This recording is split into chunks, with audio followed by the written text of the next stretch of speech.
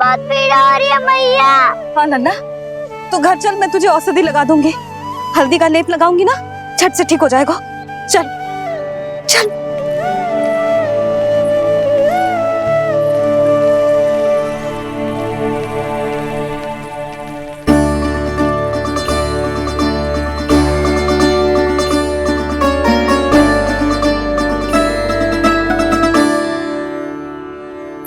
बस लल्ला बस, रो मत। चल चल चल, आजा। अभी औषधि लगाऊंगी ना, तेरी सारी पीड़ा लुप्त हो जाएगी। आजा आजा,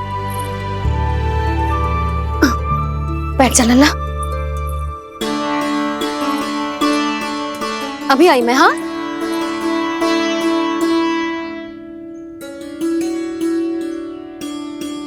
मैया। अरे तो अभी तक रो है? क्या कह रही थी सारी गोपियां? बता। के मेरा लल्ला श्री नारायण का अवतार है, दिव्य है, भगवान है। और जो भगवान इतनी छोटी सी चोट पे रोते हैं क्या? इतनी तो लगी भी ना है तुझे, जितना तो तू आ ऊ कर रो है।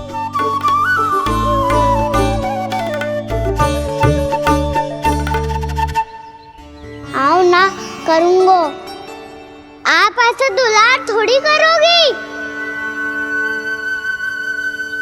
ओहो, वृंदावन का गौपालक जो इतनी छोटी सी चोट पे रोता है ना? गोप बालकों का मुखिया इतनी छोटी सी चोट पे रोता है? मेरा लल्ला तो सबसे शक्तिशाली है, जो इतनी छोटी सी चोट तो क्या बड़े बड़े राक्षसों से भी ना घबराता है। हाँ, एक बार में सबको समाप्त कर देता है कि ना? हाँ मैया, यदि कोई राक्षस वृंदावन की ओर टेढ़ी दृष्टि करके आएगा तो सबसे पहले कान्हा को सुरक्षा में खड़ा पाएगा, फिर चाहे जो बाल बन के आए या बगुला बन के।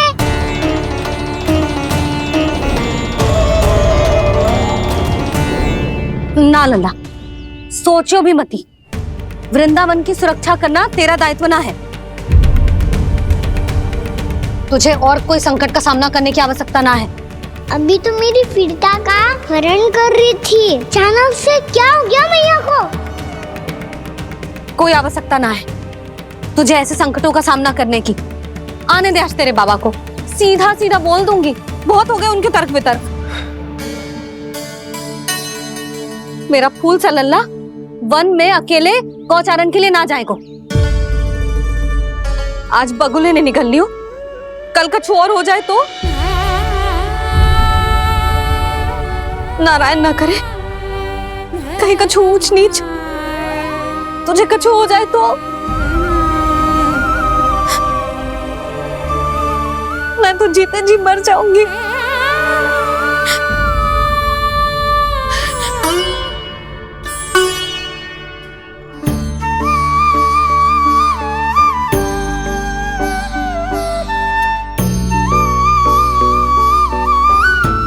मेरी लल्ला की वीर मैया इतनी से बात तो रोती है क्या?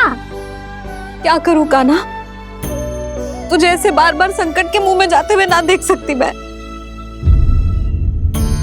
तो फिर मैया मैं वचन देता हूँ, आज के बाद मैं गौचारण के लिए तभी जाऊंगा जब आप आज्ञा दोगी। पक्का? छल ना करेगा ना मेरे साथ? मैंने कब छल करो मैया? अच्छा ठीक है, ना करूँ छल। यदि आपसे पूछे बिना बाहर निकलो तो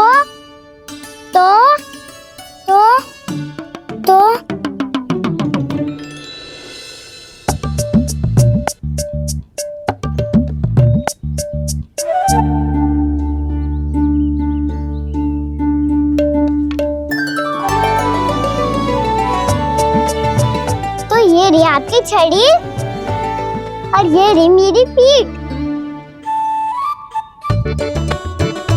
चेक देना तापर तोड़।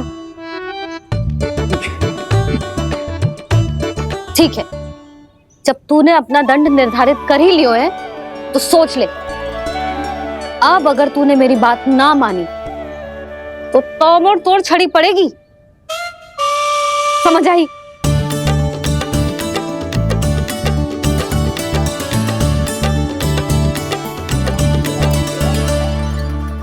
अच्छा ही है कि कान्हा कुछ दिन घर ही रहे।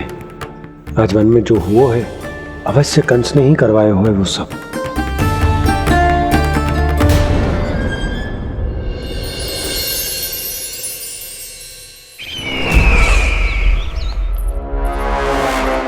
आपका ये धनुष तो सबसे अधिक शक्तिशाली था महाराज, ये कैसे टूट गया?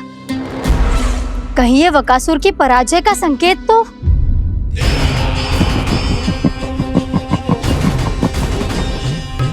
प्राप्ति, लगता है तुम्हें शुभ समाचार मिला नहीं। उस बकासुर ने उस विष्णु अवतार को जीवित ही निगल लिया है। अरे अब तक तो उस नन्हे से बालक को पचा भी चुका होगा वो।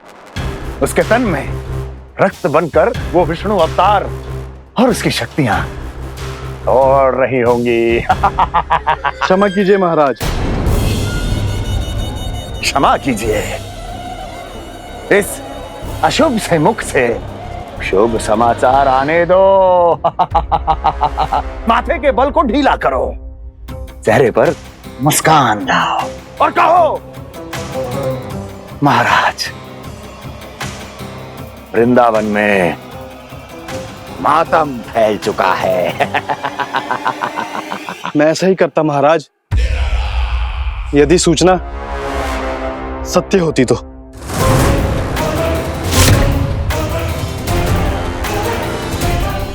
कहना क्या चाहते हो? एक क्षण में सूचना उगलो, अन्यथा मेरा योद्धा बकासुर विष्णु अवतार की तरह तुम्हें भी जीवित निकल जाएगा। आने दो। बकासुर मारा गया महाराज, बकासुर मारा गया महाराज, बकासुर मारा गया महाराज। बकासुर मर चुका है? असंभव। असंभव। बकासुर ने उस बालक को निगल तो लिया था, पर उसकी सुरक्षा करने के लिए सभी देवता वहां प्रकट हो गए, पर फिर भी कोई बकासुर का सामना नहीं कर पाया। और फिर क्या हुआ? वो बालक स्वयं ही बकासुर के उदर से बाहर आ गया और उसकी चोंच तोड़कर उसकी हत्या कर दी।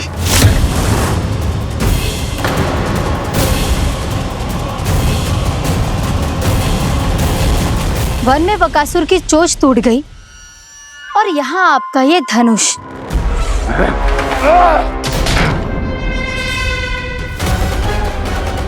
केवल नहीं टूटा तो आपका ये भ्रम महाराज। क्षमा कीजिएगा महाराज, आपका भ्रम टूटना आवश्यक है।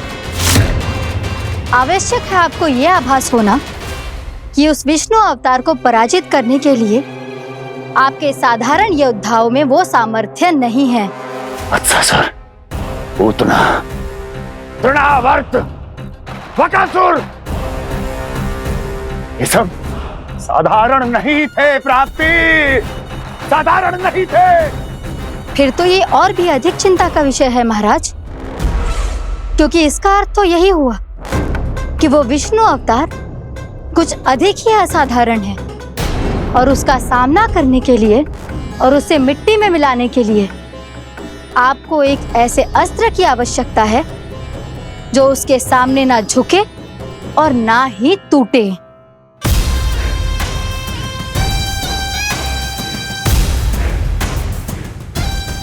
तो फिर मैं ऐसा ही असत्र ढूंढूंगा, चाहे आकाश पाताल एक क्यों ना करना पड़े मुझे, 10 दिशाएं 14 भुवन क्यों ना नापने पड़े मुझे।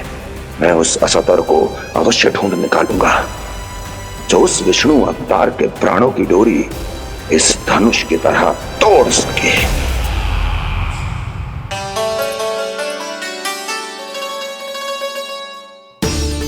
साइंस पापा ने मैया को वचन दिया है कि जब तक नहीं चाहेंगी मैं वन नहीं जाऊंगा, इसलिए आप मुझे मारने के लिए कोई शक्तिशाली असुर ढूंढने में व्यस्त रहो। कुछ दिन तब तक मैं व्यस्त रहूंगा अपनी मैया की सेवा करने में।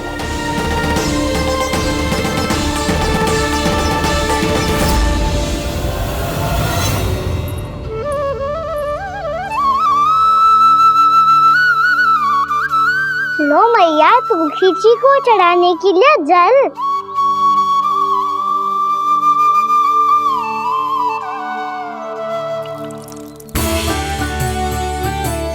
लो मैया और आटा।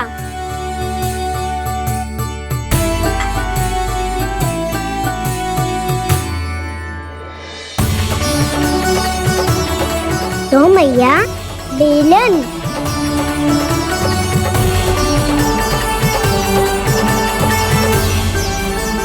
ले तनिक खा ले। ओ मैया भूख ना लगी है। बिना भूख के खाने से क्या लाभ? और तेरा जब पेट तो कह रहा है कि उसे भोजन चाहिए। और लाभ कैसे ना लल्ला? भोजन का लाभ है ना, तन को पोषण मिलेगो, स्वास्थ्य बनेगो, जे तेरी भुजाओं में शक्ति आ जाएगी ताऊ के जैसी, ताऊ से भी अधिक।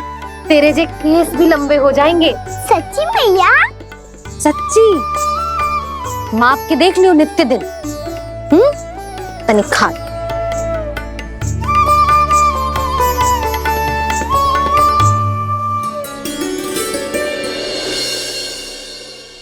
मान के मैया का कहना, छक के भोजन खाते हैं, नित्य मापते भुजा केश, पर ज्यों का त्यों ही पाते हैं।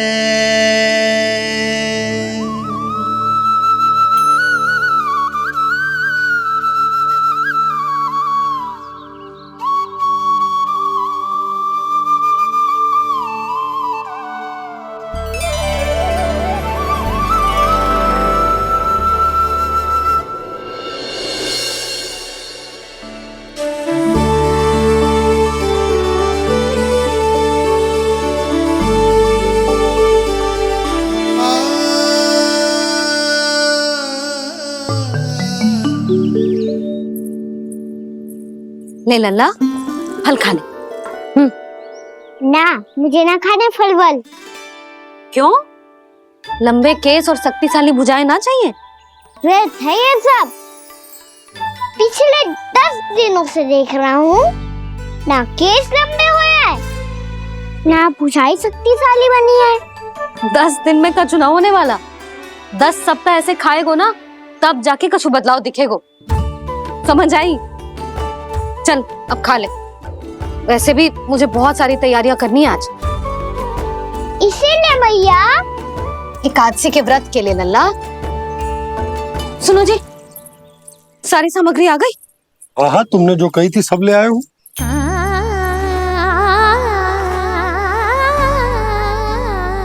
इसमें नारियल तो है ही ना, उसके बिना मैं एकादशी की पूजा कैसे करूंगी? यशोदा, मैंने भोला से कह दिया, वो लेकर आते ही होगा। घबराओ मत। कैसे ना घबराओ जी, आपको पता है ना एकादशी का व्रत मेरे लिए कितना महत्वपूर्ण है। पतो है। अरे इसमें तो दिए भी ना है। दिए ना है? अब मैं अभी लेकर आता हूँ। आप रहने दो, मैं ही लेके आती हूँ। भक्त भोला राम के यहाँ से है। भक्त भोला राम? मेरा अर्थ है कुमार भोला यहाँ के यहाँ से। हाँ हाँ वो ही।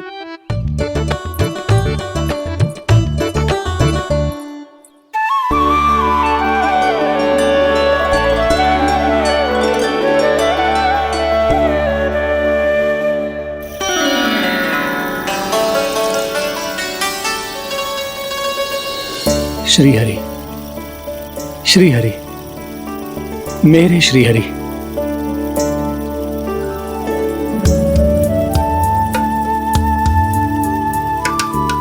मेरे श्री हरि। भोला राम, मेरी मटकी तैयार है? मेरे श्री हरि, मेरे श्री हरि।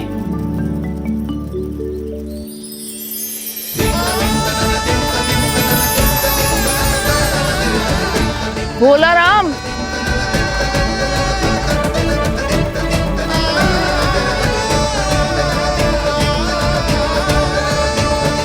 भोला काका, ओ भोला काका,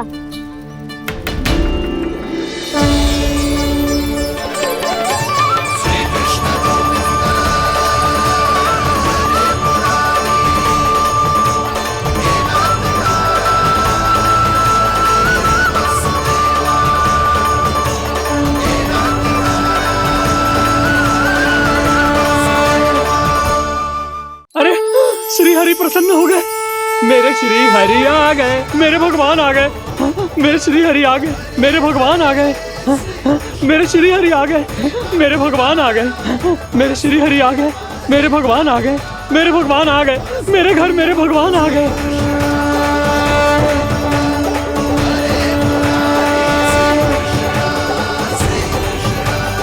मेरे घर आ गए, मेरे श्री हरि आ गए, हाँ मेरे श्री हरि आ गए।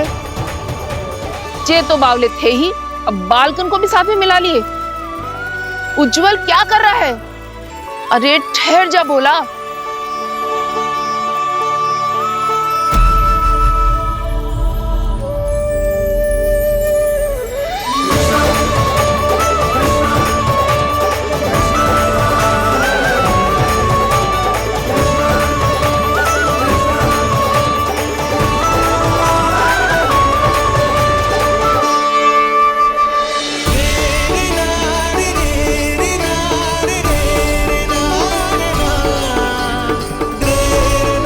प्रेम से बुलाओ, आएंगे हरी भी।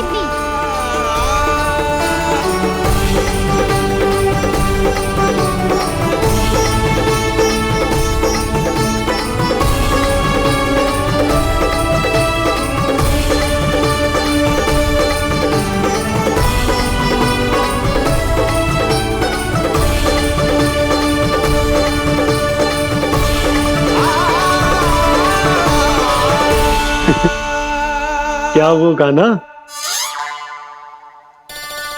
किसकी धुन में झूम रहा तू?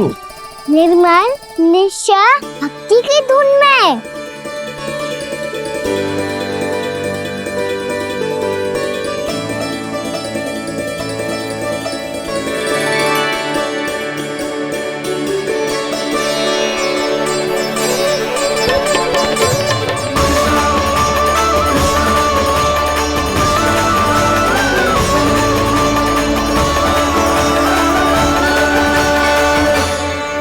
अरे क्या हो गया इन्हें? बावले हो गए हैं क्या? ठहरो, कोई आवश्यकता ना है ऐसे बावलों की तरह नाचने की।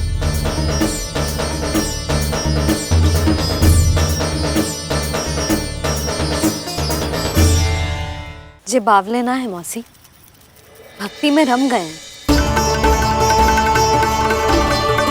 बस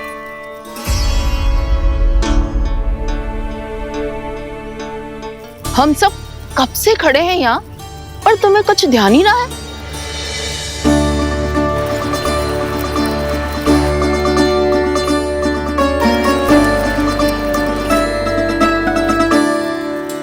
नाच गाने में ऐसे मगन हुए कि हमें देखा भी ना।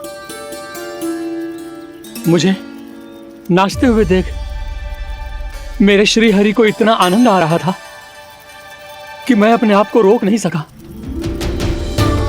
और वैसे भी मेरे जन्म का एकमात्र उद्देश्य है श्री हरि की सेवा करना, श्री हरि को प्रसन्न करना। तुम बावले हो भोलाराम, या हमें बावला बना रहे हो? श्री हरि और तुम्हें देख रहे हैं। हाँ, अभी वो यहीं थे, देख रहे थे। भोला काका, आपने भी ना अति कर दी। अब हमें भी बताओ तनी, कहाँ थे श्री हरि?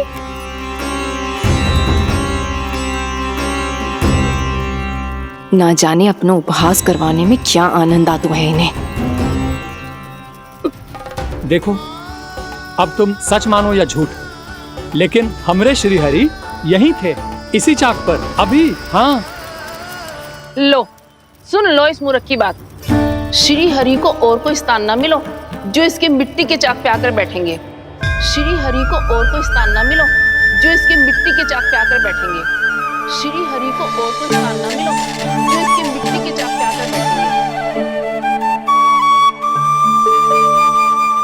जैसी मैया भैंसो ही लल्ला, दोनों का कुछ पता ही ना चलतो, कब किस बात पर प्रसन्न हो जाए और किस बात पर रुष्ट। अरे मैं भला असत्य क्यों बोलूंगा? अभी अभी यही थे श्री हरि। हाँ,